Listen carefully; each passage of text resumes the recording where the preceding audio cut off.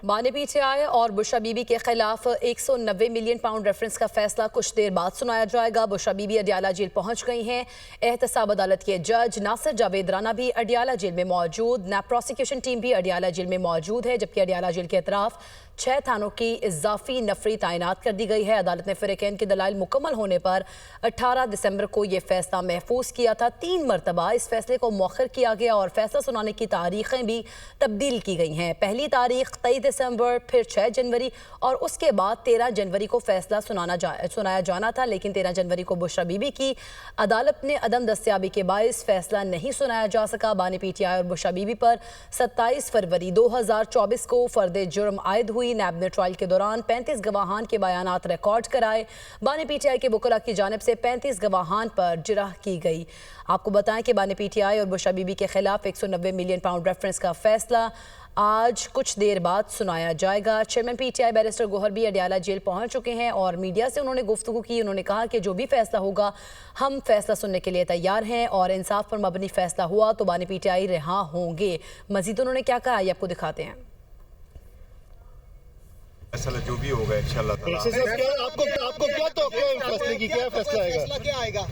देखो, जो 2 साल की ज्यादतियाँ जिस तरीके से हुई है तो आप अंदाजा कर सकते हैं, लेकिन इंसाफ का फैसला हुआ तो खान साहब बरी होंगे। इंसाफ के फैसले नहीं हुए तो नाज़रीन, बानी पीटीआई और बुशरा बीबी के खिलाफ 190 मिलियन पाउंड रेफरेंस का फैसला कुछ देर बाद सुनाया जाएगा। बैरिस्टर गौहर की गुफ्तगू आपने मुलाहिजा की। आपको बता रहे हैं कि बानी पीटीआई और बुशरा बीबी के खिलाफ 190 मिलियन पाउंड रेफरेंस का फैसला अब से कुछ देर बाद यानी कि 11:30 का वक्त दिया गया था, तो कुछ देर बाद सुनाया जाएगा। बुशरा बीबी अडियाला जेल पहुंच चुकी हैं और एहतसाब अदालत के जज नासिर जावेद राना भी अडियाला जेल में मौजूद हैं, जबकि नैब प्रोसिक्यूशन टीम भी अडियाला जेल में मौजूद है। और अडियाला जेल के इतराफी अगर बात करें तो 6 थानों की इजाफी नफरी तैनात कर दी गई है। अदालत ने फिरैकैन के दलाल मुकम्मल होने पर इस फैसले को 18 दिसंबर को महफूज किया था और 3 मरतबा ये फैसला मौखर हुआ है। फैसला सुनाने की जो पहली तारीख थी वो 23 दिसंबर दी गई, उसके बाद 6 जनवरी और उसके बाद 6 जनवरी को भी इस फैसले को मौखर किया गया। 13 जनवरी का दिन डिसाइड किया गया था, लेकिन अब ये फैसला आज यानी 17 जनवरी को सुनाया जाना है, जुमे का रोज़ है। इसी पर बात करेंगे। अदील वड़ाइच हमारे साथ मौजूद हैं। अदील, क्या एक्सपेक्टेशंस हैं, क्योंकि बैरिस्टर गौहर जब गुफ्तगू कर रहे थे तो बड़े पॉजिटिव दिखाई दिए। देखें, पाकिस्तान तहरीक इंसाफ तो ये कह रही है कि इस केस का फैसला जो है अब आ जाना चाहिए और इस केस को भी वो उन्हीं केसेस से जोड़ रहे हैं कि उन केसेस की तरह ये भी आला अदालतों में जाके शायद उस तरह से ये सस्टेन नहीं कर सकेगा। लेकिन ये केस बानी पीटीआई के ख़िलाफ़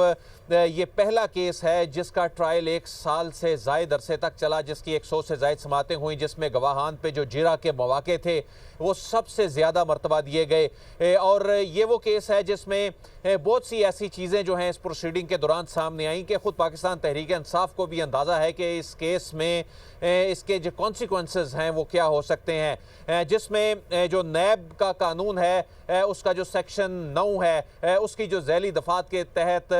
फ़वाइद हासिल करना, अपने इख्तियारात का नाजायज़ इस्तेमाल करना, कोई बेनिफिट लेना, जायदाद बनाना, असासे बनाना अपना असर और रसूख इस्तेमाल करते हुए, तो बुनियादी तौर पे इसमें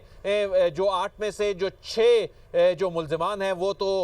इसमें इश्तिहारी हैं बैरून मुल्क होने की वजह से, लेकिन 2 मरकज़ी मुल्ज़िमान बानी पीटीआई और उनकी जो अहलियाँ हैं जिन पर इल्ज़ाम ये है कि बानी पीटीआई ने बतौर वज़ीर आज़म अपना इख्तियार इस्तेमाल करते हुए शहजाद अकबर के साथ मिल के काबीना को गुमराह करते हुए बंद लिफाफे में वो अमाउंट जो कि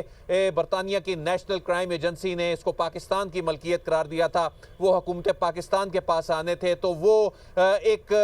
और एडजस्ट कर दिए गए। एक जो ट्रांजैक्शन थी, एक प्रॉपर्टी टाइकून का जो सुप्रीम कोर्ट ऑफ पाकिस्तान का जो हुक्म था उसमें उन्होंने जो जुर्माना अदा करना था, जो उन्होंने कंपनसेशन देनी थी, तो ये उस मद में 219 मिलियन पाउंड जो हैं वो एडजस्ट कर दिए गए। तो इसको नैब ने जब तहकीकात की और उसमें 17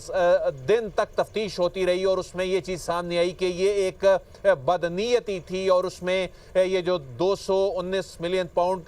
का जो ये केस है, 190 मिलियन पाउंड का जो केस है, 190 मिलियन पाउंड के इस केस में जो एडजस्ट किया गया, इसमें बेनिफिट लिया गया 190 मिलियन पाउंड में अलकादिर यूनिवर्सिटी की 458 कनाल ज़मीन जो है वो हासिल की गई सुहावा के करीब। और अलकादिर यूनिवर्सिटी का जो ट्रस्ट था उसमें बानी पीटीआई और बानी पीटीआई की जो अहलिया हैं वो अब तक भी जो उसकी जो स्टेटस है, उसका जो हैसियत है, उसमें वो ट्रस्टी हैं। तो बुशरा बीबी पे ये इल्ज़ाम है 190 मिलियन पाउंड केस में कि उन्होंने इसमें ट्रस्टी बन के और इस ट्रांजैक्शन का हिस्सा बन के जो है वो इसमें उनको फैसिलिटेट किया, इसमें मुआवनत की, जो कि नैब कानून के मुताबिक इस करप्शन में और इसमें इख्तियारात के नाजायज़ इस्तेमाल में और असासे बनाने में मुआवनत करना भी एक जुर्म है। तो इस बात का इम्कान है कि जो मुआवनत करने का जो जुर्म है इसमें उनकी सज़ा शायद बानी पीटीआई से कम हो सकती है, लेकिन इस केस में 14 साल तक की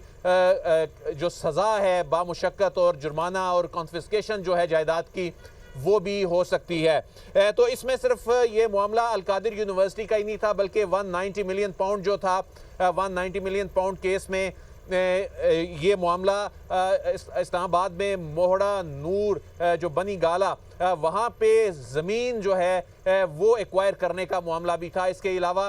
ये मामला जो था सिर्फ अलकादिर यूनिवर्सिटी की 458 कनाल जो ज़मीन की हद तक ही नहीं था, बल्कि 285 मिलियन की जो डोनेशन थी वो भी इसी दौरान उनको मिली। तो ये नैब ने अपनी जो तहकीकात थी, जो इसमें जो रेफरेंस दायर किया गया था, उसमें ये कहा था कि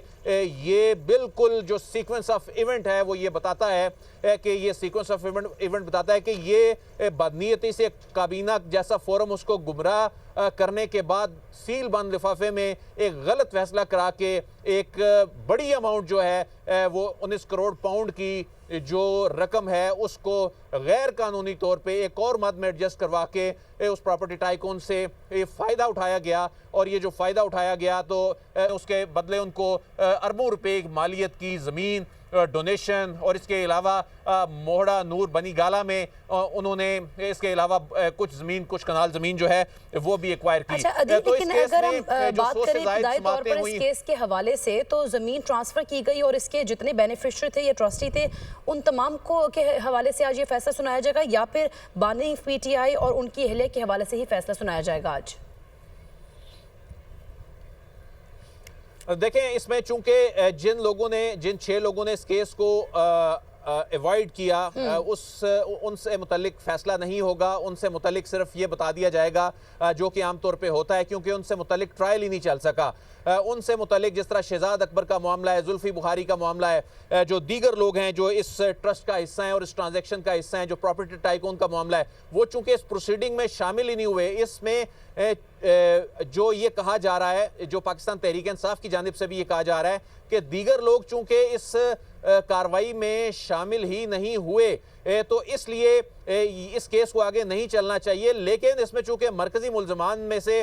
बानी पीटीआई खुद चूंकि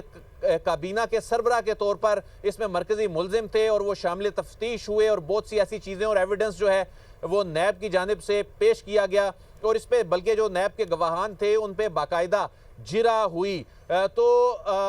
एक मरतबा नहीं बल्कि एक गवाह पर तो कई मरतबा जो है वो मौका दिया गया जिरा का। लेकिन हमने देखा कि इसमें जो डिफेंस है दीगर केसेस की तरह इस केस में भी बानी पीटीआई की जो लीगल टीम है उनकी जानिब से जो डिफेंस है वो नहीं लिया गया उस तरह से। तो उन्होंने इस सारे केस में जो बारे सबूत है उन्होंने कहा कि ये नैब ने चूंकि केस बिल्ड किया, नैब इसमें इस्टेब्लिश करे, तो नैब की जानिब से इस केस में इसको रिलेट किया गया है कि किस तरह 190 मिलियन पाउंड जो है वो एडजस्ट करके किसी और मद में 190 जो मिलियन पाउंड की रकम जो है जो कि हुकूमत पाकिस्तान के अकाउंट में आनी थी आई, वो अब भी ऑलमोस्ट चूंकि वो हुकूमत के अकाउंट में, लेकिन वो किसी और मद में आनी थी। और जो प्रॉपर्टी टाइकून की जानिब से सुप्रीम कोर्ट ऑफ पाकिस्तान के हुक्म के मुताबिक वो रकम जो उनका अरबों रुपए का जो कंपनसेशन थी, जो जुर्माना था जो उन्होंने अदा करना था, तो वो उनको रिलीफ मिल गया। और उन पे इल्ज़ाम ये है कि उस रिलीफ के बदले ये ज़मीन 458 कनाल ज़मीन जो है वो दी गई और करोड़ों रुपए की जो डोनेशन है ये उस एहसान के बदले और उस सहूलत के बदले, उस मेहरबानी के बदले जो कि बानी पीटीआई ने बतौर प्राइम मिनिस्टर शहजाद अकबर के साथ मिल के काबीना से ये सील बंद लिफाफे में ये फैसला करवा के और काबीना को गुमराह किया और ये फ़ायदा एक ख़ास शख्सियत को पहुँचाने के बाद ये फ़ायदा लिया। तो यही वजह है कि ये नैब कानून के सेक्शन 9 के मुताबिक ये एक जुर्म बनता है और इस जुर्म की सज़ा नैब कानून के सेक्शन 10 के तहत 14 साल तक है। और इसमें जो उनकी अहलिया हैं बुशरा बीबी, उन पे इल्ज़ाम ये है कि उन्होंने इस केस में चूँकि मुआवनत की, उन्होंने इस केस में फैसिलिटेट किया इस सारे मामले में, इस